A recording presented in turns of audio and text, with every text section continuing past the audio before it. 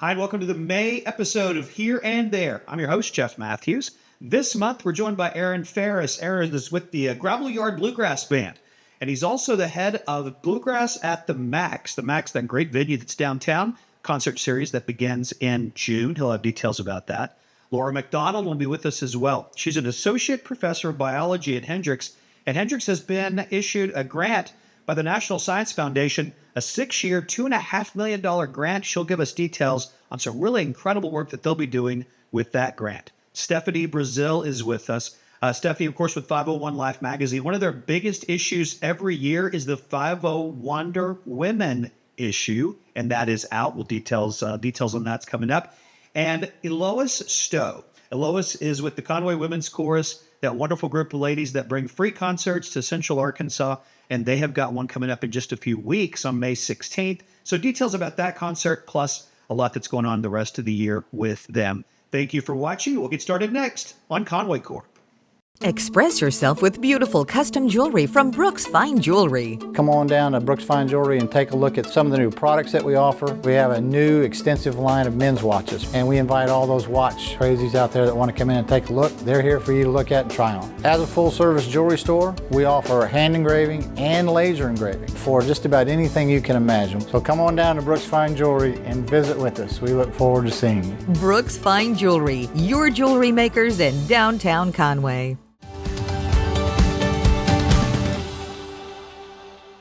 Welcome back. Here and There continues now. We are joined by Aaron Farris. Aaron is with the Gravel Yard Bluegrass Band. That's one of the many things we're going to talk about.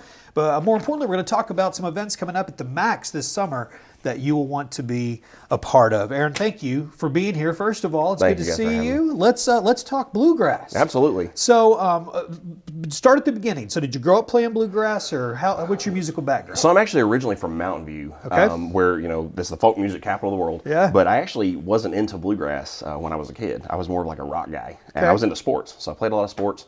I liked music, but that wasn't my main focus. Certainly not bluegrass. I went to college at Lyon, and when I got to Lyon, I started playing acoustic guitar, and then all my friends from Mountain View started pulling me kind of into that bluegrass realm. Yeah. And then from then, I was like, man, this is awesome. So I started playing at that point. I know that my wife and I found ourselves as pretty big bluegrass fans. I mean, music that I don't know necessarily is traditional bluegrass, but it's got elements of it, and so I think that's one of the reasons why it's become as popular as it has, is because it really has moved over into a whole different genre. I really think that it has.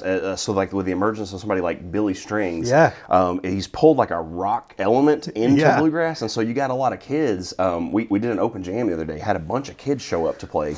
I don't know that they know they're playing bluegrass. They just are playing music that they enjoy, and it's bluegrass. Flatt Scruggs or Ralph Stanley, I had to make my notes to make sure they don't know who they are. No, not but close. Billy Strings, they love. Avett Brothers, absolutely, maybe those. Absolutely. So you mentioned the open jam. Let's talk about that. I know does that happen often? I mean, how so we tried it as an experiment the first time. We did an open jam. It was the third Thursday of the month at the Rogue Roundabout in downtown Conway. Sure. And I'm thinking, we'll bring 2 bass players. We'll have 10 or 15 people show. We'll do 2 groups of 5 or 6 or 7. Yeah. We had 30 plus people show up to play acoustic music, which is a great problem to have. Yeah. The jams were so big. They're over there jamming across the room, and you're like, that looks like it's going great. I can't really hear it, but it sounds like it's going great. But we had a ton of people, which was really cool. Nice. Well, hopefully that can grow. That's the plan. We had such a positive response. The plan is to make it kind of a third Thursday thing. We're still working that out, but I think that's going to be a deal. A lot to talk about with you. But before we get to the Max, which is the big reason that you're here, tell me about your band, the Gravel Yard. So I play with the Gravel Yard. We're a bluegrass band based out of Central Arkansas. We play all over the country. We played basically every corner of Arkansas, everywhere. We played with Ricky Skaggs. We played with Del McCurry. We played with Rhonda Vincent most recently during the Eclipse. Yeah. During the Eclipse Festival. We had a set with Rhonda Vincent, which was really, really cool. Yeah. It's just a lot of fun. It's a lot of fun to do.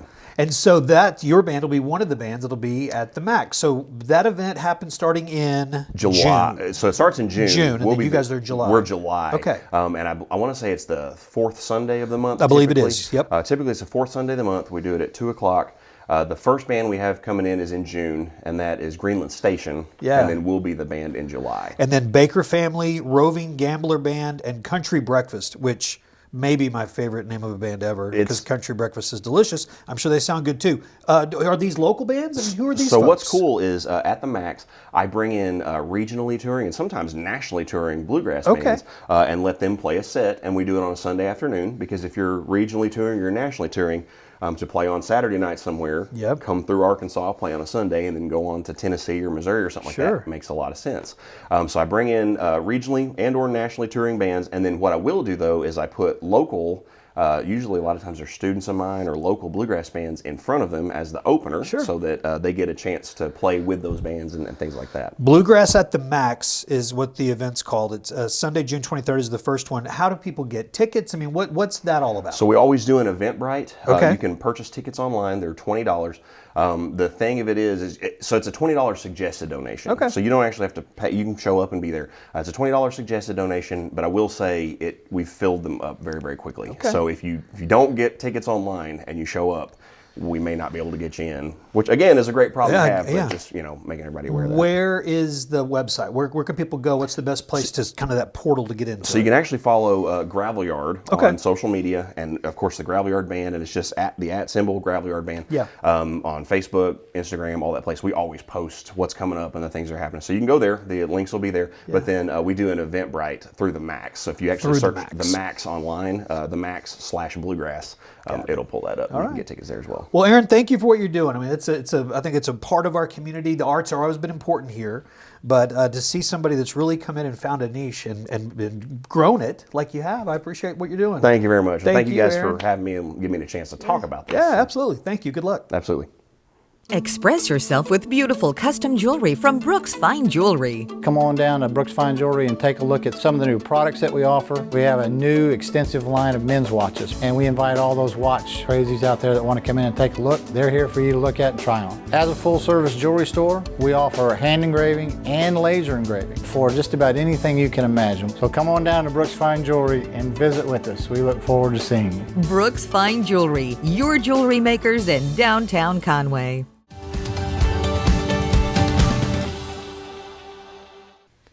Some very exciting news recently at Hendrix, as the college was awarded a 6-year, $2.5 million grant from the National Science Foundation. That's going to give students the opportunity to expand the scientific workforce in rural regions through STEM initiatives. Laura MacDonald, Associate Professor of Biology at Hendrix, will lead this project, and she is with us now. Thank you for joining us. Tell those of us who don't know anything about what this is, how it came about, and what exactly the grant will be for. Sure.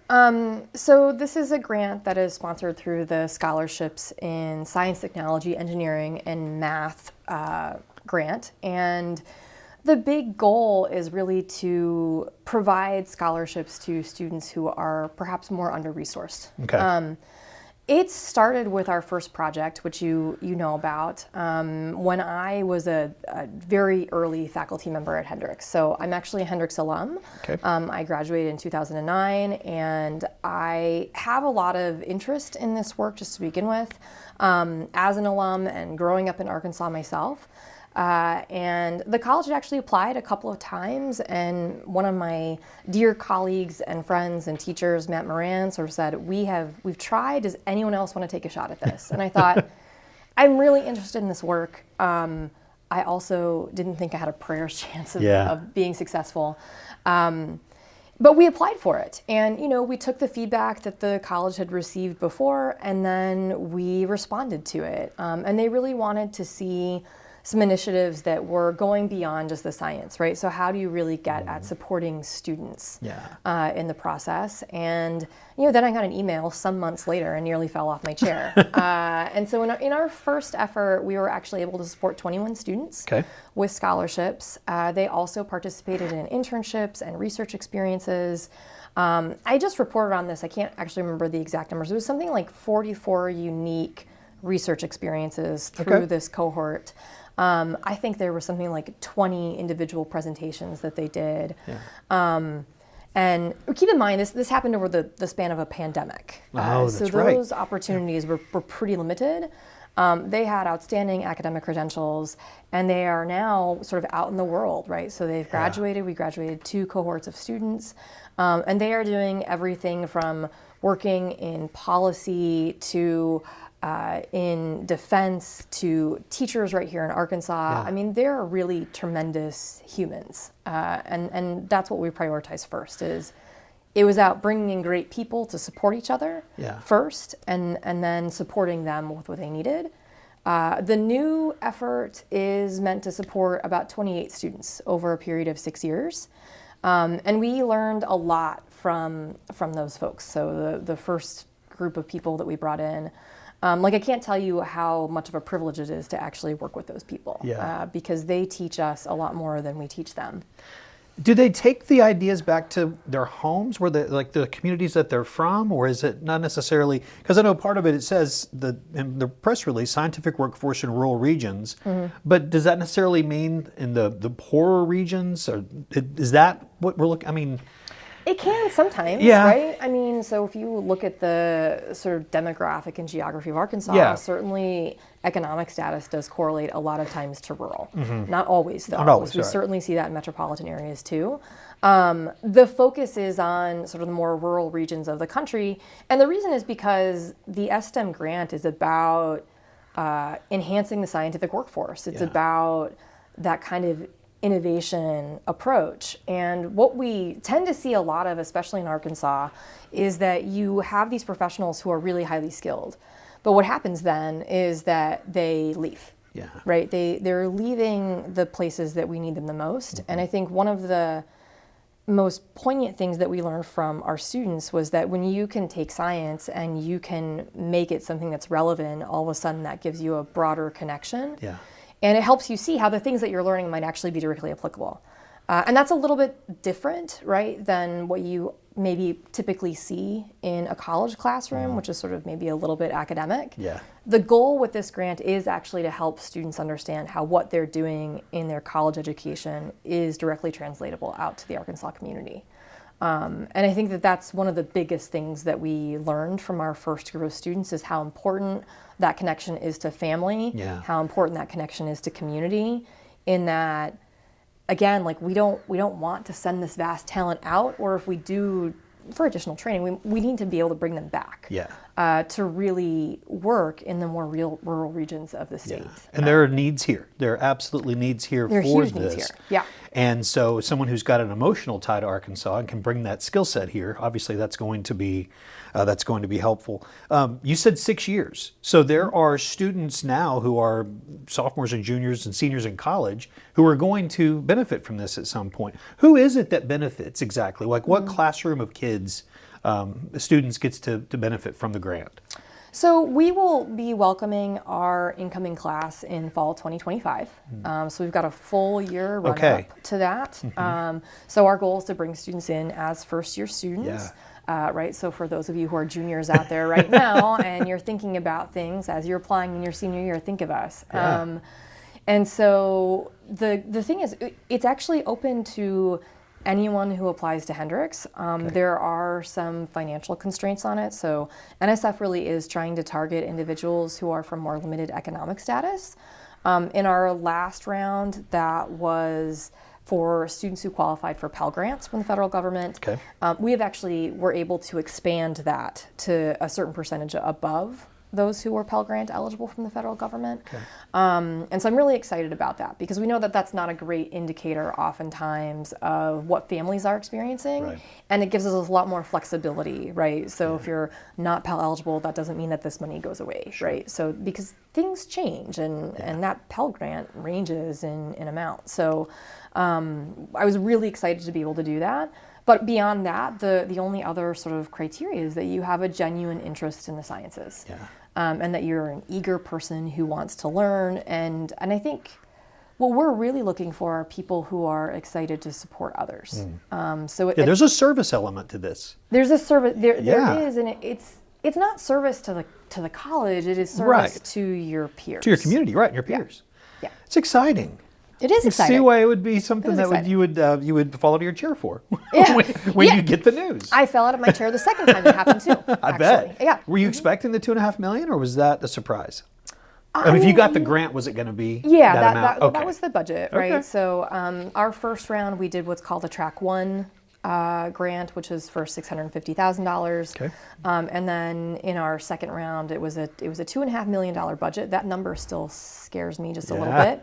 And again, like you go into it and you're like, I just want to do a good job. Yeah. And then yeah, absolutely, you sort of startle a little bit. Well, yeah. It's going to be exciting to follow. So thank you for being here and telling us about it. Yeah, Hope people thank have a you. little better understanding. And is there a place they could get more information about this project as it goes? And there may not be, but I'm just thinking if there is, Yeah. where that would be. Yeah, so we're in the early stages. Yeah. So we're going to be working this summer on getting that website infrastructure up. Okay. They can always send me an email directly, and I'm at MacDonald@Hendrix.edu. That's MAC, not like McDonald's like the restaurant, but like MacDonald, like old MacDonald had a farm. Gotcha. So it's MacDonald@Hendrix.edu, Okay. and we can start answering questions about that. But That's awesome. I will say that I do know that applications for this should open August 1. Okay. Very good. Laura, thank you. Yeah, thank Appreciate you. it very Thank you much. for having me. Absolutely. Express yourself with beautiful custom jewelry from Brooks Fine Jewelry. Come on down to Brooks Fine Jewelry and take a look at some of the new products that we offer. We have a new extensive line of men's watches, and we invite all those watch crazies out there that want to come in and take a look. They're here for you to look at and try on. As a full-service jewelry store, we offer hand engraving and laser engraving for just about anything you can imagine. So come on down to Brooks Fine Jewelry and visit with us. We look forward to seeing you. Brooks Fine Jewelry, your jewelry makers in downtown Conway. Here and There continues now. Stefanie Brazile is with us. You know her from 501 Life magazine. And this issue is one of the bigger ones. It might be the biggest. It is the 50 Wonder Woman issue of the magazine, which is always a favorite. And we're glad that you're here to talk about the wonderful women that are in Central Arkansas. I watched an event with a wonderful woman in my life. My wife and I enjoyed the eclipse. I know you're going to talk about that. In fact, there's an embarrassing picture, at least a little bit, that I want to show. This is the moment that my wife looked at me and said, "Take your glasses off," because I had my glasses on watching the entire until it was gone, and she doesn't have the sensitive eyes like I do, so she had taken her glasses off a little bit earlier, and so she was actually able to see that moment that the ring showed up, which was so incredible. It was. so incredible. Where did you watch it? I was over at UCA. Okay, yeah, which was a great event. Yes. We were in our backyard with our dogs Yeah. watching it. I think a lot of people did that. My husband and I went over to UCA. They had Yeah. a couple of events going on over there, and it was really great to be a part of that. They had a countdown on the billboard and announcements, and then of course music that matched the setting. That's awesome. Everything rocket related, moon related. But so you took your glasses off? Or I you did. Oh didn't? yeah, the moment that she was like, "Take your glasses off," and so that's the embarrassing picture is me reacting to seeing it for the first time. But unbelievable experience. It was phenomenal. It was so thankful that the weather was clear that day. I know there was some concerns about that, but Yeah. I really feel like we were truly in the sweet spot of it. Another moment that I won't forget from that day was hearing the cheers, and I'm sure you could. A lot of them came from UCA, but we live kind of in Northwest Conway, and hearing just around the city as the cheers happened, then it got so quiet. I don't know. It was just cool. It was a great experience. It became a holiday for Central Arkansas, I think. So Right. many businesses and schools closed that it Yeah. allowed people to really enjoy this, once in a lifetime event together. It was a shared experience, and we don't It get a lot of was. those like that. Yes. So, and I know that we're talking about this because it's one of the things that you'll find in the magazine. We this have month. a lot of photos from that weekend. As you know, people around the region hosted special events. So we sent our staff out to get photos from everywhere. So we're sharing those with people from Malvern to Searcy to Morrilton, of course, Conway. Yeah. Lots of neat things. In Greenbrier, we have a lot of great photos to share. Good. Well, it'll be something to look for. Mother's Day is quickly approaching, and I know that Chef Don Bingham is back with some ideas. I know it doesn't surprise you that he and his wife Nancy host her friends for high tea parties throughout the year. Okay. How No. many people do that? They're I just know one. amazing. And he shares some of those recipes. And I wanted to share that with your viewers because we're all looking for something special to do for Mom for Mother's Day. Yeah. And once you cut the crust off of those little sandwiches, it just becomes really special to women. And Southern women love chicken salad and cucumber sandwiches. We have all those recipes for Okay. you and special cookies. And I know you still have your mom. I do. And you might want to hold a high tea for she and your wife. wife. Yeah, if it involves crust cutting, then I think I could probably handle think you that can part of do it. it. The rest of it, I'll have to call in some help, but I'll cut some crusts. You're going to introduce us to a local movie writer and director who's working on a movie now, and I feel like I'm pretty well connected, but I don't know who you're talking about. Who is this? Emily Relsback. Okay. And she is an associate professor of film at UCA. She's already produced one movie that made it to the film festivals. She was filming a movie during the eclipse. This whole Okay, movie is yes. about a woman who's middle-aged, and she learns that she's dying, and so she goes on this journey to find a new owner for her dog. She goes to the event at UCA. Barcanelia was one of the events there, and they're filming there, and they used people who were present that day as the audience, and I understand that they had to refilm that about 5 times. You know, she goes up on stage and performs, but this is a 75-minute feature film that will come out in the next year, and it's really exciting. Wow. Part of it was filmed here in Conway. That is very exciting. We'll look forward to reading more about her. There's a story about the Girl Scout troop and them working with NASA on a project. Yes. What are the Girl Scouts doing here beyond their cookies and the rest of the work that they do all year long? What's going on with them and NASA? I know, we always just think about the cookies, of which I ordered about 8 boxes. Rightfully so, and still yes. have some hidden from my husband. The Thin Mints are my favorite, but they do really amazing things. And this is a troop at St. Joseph School, High School, led by Aaron Farris. And they were sent a telescope from NASA. They set up over at the Hendrix College football field, and I went over there that day and took photos of them. They were so excited, and this will be part of a documentary. Their data and them doing this will be part of that permanent item, so it's very exciting for them. That is. What a great opportunity for them. Your person of the month is Patty Poulter from UCA. What should we know about Patty? She's the provost and executive vice president, and she has done phenomenal things at UCA. When you read over her Person of the Month feature, she has spearheaded and overseen some really important projects there over the last 6 to 10 years, especially, that people will be familiar with. She's retiring June 1. And so we wanted to be sure and highlight her before she leaves the area. And she loves Conway. She said it's really hard to leave, but she's going back to live near her daughter and grandkids for the first time. Oh, wow. Well, can't blame her for that. No. Well, it's been great that she has been here. Another story here is about forgotten women of Faulkner County. Who are we going to learn about in this part of the magazine? Vivian Lawson-Hogue brings us this. She's great. And she's a great writer, a great historian, and honestly, whenever you read this column, it really highlights all the opportunities women have today that they didn't in the past. Some of these women that you would know the gentleman's name, who was a huge part of the founding of Conway or development of Conway back in the 1800s, they don't even know the wife's name. And so I think we have so much to be grateful for, and we're really highlighting in this 50 Wonder Women issue how much we have to be grateful for, the opportunities for women that they're taking advantage of now. But these are women that we should remember, and so I think people will enjoy looking at those historic photos and reading that. And I believe I owe you an apology, because I think I said 50 Wonder Woman, and it's not obviously a singular woman. It is women that we are talking about throughout this magazine, of course. So 50 Wonder Women is what the issue is. That's okay. I wanted to mention on our cover, we feature a mom and a little girl, because that's our future Wonder Woman. Sure. The next generation, and that's Morgan and Lillian Holder. And she turned 4 the day of the photo shoot. Oh, gosh. She was adorable. All right, we'll look for that on the cover. So inside the magazine, we're going to learn about the Daffodil Days winners. They're announced. We had more than 350 entries Oh, into that's that great. contest from Faulkner County. Very exciting, very stiff competition.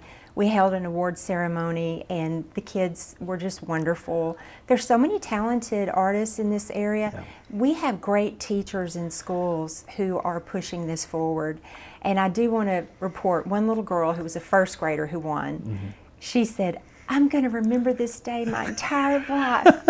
Love it. It was just precious. Oh, that's great. But of course, we did run that through seniors in high school, so a lot of art is really wonderful. Nice. And we have photos of that also in the magazine. So I hope people will pick it up. There's so many stories. A nurse who works on a helicopter, all kinds of other stories in there about women doing spectacular things throughout the area. Oh, that's great. It's in on newsstands now, of course, and the It website. is. Always tell people. 501lifemag.com. Very good. Thank you, Stefanie. Great to see you. Appreciate you having me. Thanks. Express yourself with beautiful custom jewelry from Brooks Fine Jewelry. Come on down to Brooks Fine Jewelry and take a look at some of the new products that we offer. We have a new extensive line of men's watches, and we invite all those watch crazies out there that want to come in and take a look. They're here for you to look at and try on. As a full-service jewelry store, we offer hand engraving and laser engraving for just about anything you can imagine. So come on down to Brooks Fine Jewelry and visit with us. We look forward to seeing you. Brooks Fine Jewelry, your jewelry makers in downtown Conway.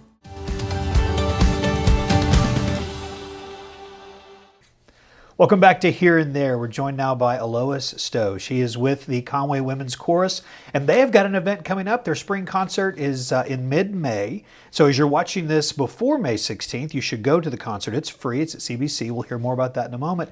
But also we'll visit about some things that are coming up the rest of the year and look forward to everything that the Conway Women's Chorus is doing. Eloise, thank you for being with us. Thank you for having me. Well, absolutely. It's nice to meet you face to face. I've seen your face on our program the last couple of years when we've had the concert, the last couple of concerts for you. So let's talk about the one that's right here. It is the spring concert. Love is a many splendored thing.